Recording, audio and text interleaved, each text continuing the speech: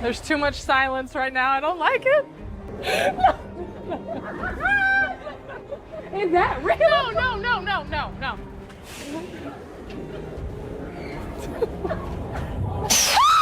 Ever wonder what happens when the fiercest competitors in the WNBA, athletes who face down immense pressure under bright lights, are thrown into a house of horrors? You're about to find out, because the Indiana Fever just showed us a side of themselves we rarely get to see, and it involves a lot more screaming than you'd expect on a basketball court. This wasn't about winning a game. It was about surviving a haunted house, and it tells you everything you need to know about why this team is so special. The evening started out light, full of the kind of energy you'd expect from a group of elite athletes letting off some steam. There was a definite buzz in the air, a mix of Halloween excitement, and the easygoing chemistry this team has become known for. Ari McDonald, Sydney Colson, and Lexi Hull were at the center of it, their laughter echoing in the cool October air.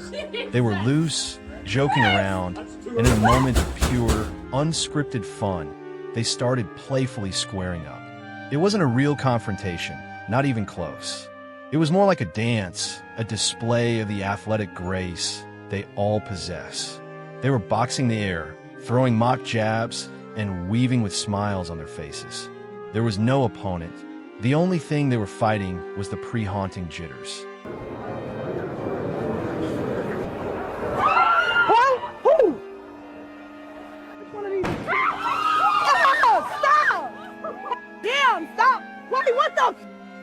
Oh, no. It was a perfect snapshot of their relationship. Competitive, yes, but rooted in a deep sense of friendship and fun. They were just teammates, friends, enjoying a moment of levity before stepping into the unknown. The playful shadowboxing was their way of psyching each other up, a silent acknowledgement that they were about to face this challenge together, just like they do on the court. Then the mood shifted. As they approached the haunted house, the laughter began to fade, replaced by a nervous anticipation. The house itself was a classic nightmare setup, looming in the darkness, with shadows that seemed to twist and crawl along its dilapidated walls. It was the kind of place that makes the hair on your arms stand up before you even step inside.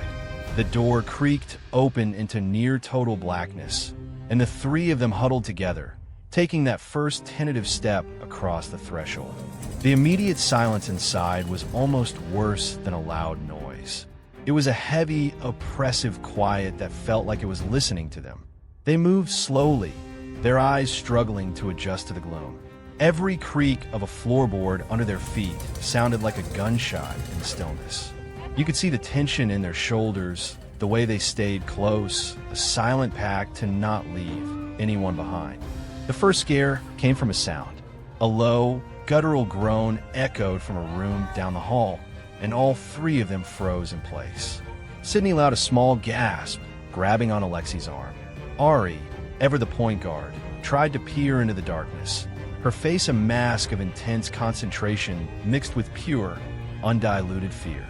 They'd take a few more steps, and then another sound would break the silence, a whisper that seemed to come from right behind them. A sudden clang of metal on metal from the floor above. Each noise was a calculated attack on their nerves, and it was working perfectly. They were completely on edge, their athletic instincts replaced by the primal urge to either fight or flee. As they moved deeper into the house, they started encountering more than just sounds. An old rocking chair in the corner of a room began to move on its own, slowly at first, then picking up speed. In another room, the faint light from a grimy window revealed dolls with cracked faces and missing eyes staring at them from a dusty shelf. Each new discovery added another layer to their growing dread. They weren't just walking through a scary place. They were in a story, and they were not the heroes. At one point, they had to navigate a narrow hallway where the walls felt like they were closing in. Strange, cold spots in the air made them flinch. They were whispering to each other, trying to be brave, but their voices were shaky. Then, in a moment of absolute chaos, a door they had just passed slammed shut with a deafening bang. That was when the shouting started. It was a pure, instinctual reaction. They weren't pro athletes anymore. They were just three people in a terrifying situation, and their screams were a mix of shock and genuine fear. But then, something interesting happened. After the initial wave of terror passed, a nervous laughter bubbled up. They were laughing at their own reactions, at the absurdity of being so scared. It was a release valve, a way to cope with the adrenaline coursing through their veins. That cycle repeated itself throughout the house. Moments of quiet, creeping fear, punctuated by a sudden, terrifying event that would elicit screams, followed by a wave of relieved, almost hysterical laughter. It was a roller coaster of emotions, and they were riding it together. The climax of the ordeal was a classic, perfectly executed jump scare. I do not. I said stay! Let us be! Yeah. Oh my God, I'm sweating. I'm literally sweating like a lot, I think. They entered what looked like the final room, which was eerily quiet. They thought they were in the clear, that the worst was over. They let their guard down for just a second, and that's what happened. A figure, hidden in the darkest corner of the room, lunged out at them, letting out a blood-curdling scream directly in their faces. The reaction was instantaneous and explosive. All three of them yelled, stumbling backward, trying to get away. It was pure, unadulterated panic. For a few seconds, there was nothing but the sound of their own terrified shouts and the maniacal laughter of the person who had scared them. It was the ultimate test of their composure, and they failed it spectacularly, in the most human and relatable way possible. Once they were safely outside, the adrenaline began to subside, replaced by a giddy sense of accomplishment. They had faced the fear and come out the other side, and they had done it as a unit. They were laughing again, but this time it was a full, hearty laugh, the kind that comes from sharing an intense and unforgettable experience. But an event like this for the Indiana Fever is never just about a single night of fun. It's a deliberate piece of a much larger puzzle. The organization, from the front office to the coaching staff, has always made it a point of emphasis to cultivate a culture of unity, togetherness, and camaraderie. They understand that the bonds forged off the court are what hold a team together during the grueling months of a WNBA season. A team that genuinely likes and trusts each other is a team that will fight for each other when the game is on the line. This Halloween party wasn't an anomaly. It was another thread in the rich tapestry of team building that has defined their 2025 season. These events are scheduled with the same intention and purpose as a practice or a film session. They're designed to break down barriers, to allow players to see each other as more than just teammates, but as people. It's about creating a family atmosphere where everyone feels supported, valued, and understood. This philosophy is the bedrock of the Indiana Fever's identity. I wish I was short! Oh, stop.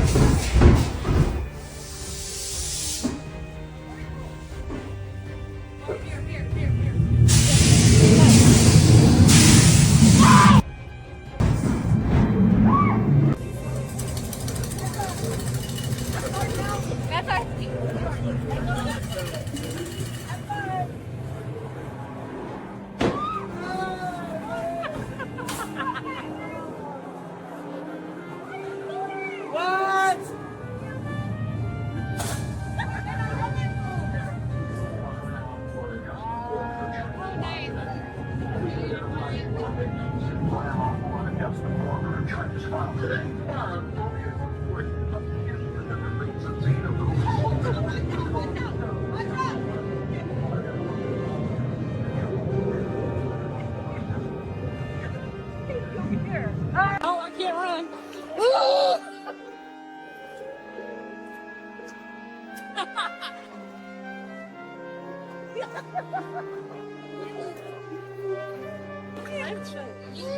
No, that's legit.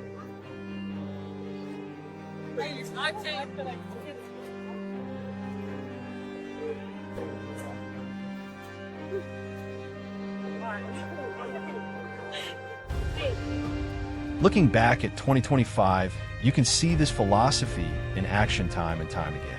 Earlier in the spring, before the season even tipped off, the team went on a weekend retreat to a rustic lodge in Brown County. The agenda had nothing to do with basketball. There were no drills, no playbooks, no talk of defensive rotations.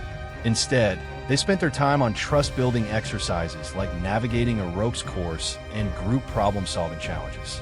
They cooked meals together, shared stories around a bonfire, and got to know the rookies on a personal level. It was there that veterans like Sydney Colson could connect with the newer players, not as a team leader, but as a mentor and a friend. Those shared experiences built a foundation of trust that would become invaluable later in the season. It's one thing to trust your teammate to make the right pass. It's another to trust them to catch you when you fall, both literally and figuratively. Then, in the heart of the summer, during a particularly tough stretch of road games, the team organized a community service day in Indianapolis. They spent an entire afternoon working at a local food bank, sorting donations, and packing meals for families in need. It was a humbling experience that provided a powerful dose of perspective. For a few hours, they weren't basketball stars. They were just members of the community working together for a common cause. Events like this are crucial because they reinforce the idea that they are part of something bigger than themselves. It fosters a sense of shared purpose and gratitude, reminding them of the platform they have and the responsibility that comes with it. Working side by side, away from the pressures of the game, allowed them to connect on a different level, strengthening their bond through a shared act of service. Even the smaller, more informal gatherings have played a significant role. There have been team dinners at players' houses, movie nights on the road, and even a highly competitive go-karting tournament that brought out everyone's inner child. At that go-karting event, the competitive fire was on full display, but it was wrapped in laughter and good-natured trash talk. It was a chance for them to compete without the immense pressure of a WNBA game, to see the fierce drive that fuels each of them in a low-stakes, high-fun environment. These moments, which might seem trivial from the outside, are the building blocks of true camaraderie. They are the inside jokes, the shared memories, the little things that transform a group of individuals into a cohesive unit. It's in these moments that a player learns how to best encourage a teammate after a missed shot, or how to celebrate a colleague's success as if it were their own. Each of these events, from the ropes course to the food bank to the haunted house, serves the same ultimate purpose: to build a resilient, unified team. The laughter and screams in that haunted house were more than just reactions to a scare. They were the sounds of a team strengthening its bonds. When players go through an intense emotional experience together, whether it's the fear of a jump scare or the joy of a hard-fought victory, it creates a shared memory that deepens their connection. They learn how to rely on each other, how to read each other's nonverbal cues, and how to support each other in moments of vulnerability. This translates directly to the basketball court. A team that has built that level of trust off the court is better equipped to communicate defensively, to execute complex offensive sets, and to navigate the inevitable adversity of a long season. They are more willing to make the extra pass, to dive for a loose ball, and to pick up a teammate who is having a bad game. They play for the name on the front of the jersey because they have a genuine affection for the people wearing the jerseys next to them. So, as we watch Ari McDonald, Sydney Colson, and Lexi Hull recover from their Halloween fright, we're seeing more than just a funny video. We're getting a glimpse into the heart and soul of the Indiana Fever. We are seeing the result of a conscious, season-long effort to build a culture that values people as much as it values performance. They are building a team that is tough, talented, and deeply connected. From playful shadowboxing to genuine screams of terror, these are the moments that forge a championship mentality. It's the understanding that whether you're facing a 7-foot center in the paint or a monster in a dark room, it's always better when you have your team by your side. If you enjoyed seeing this behind-the-scenes look at the Indiana Fever and believe in the power of team chemistry, show your support. Hit that like button and drop a comment below to hype up the team for everything they do, both on and off the court. And most importantly, make sure you subscribe to the channel and turn on notifications so you never miss another moment with this incredible team.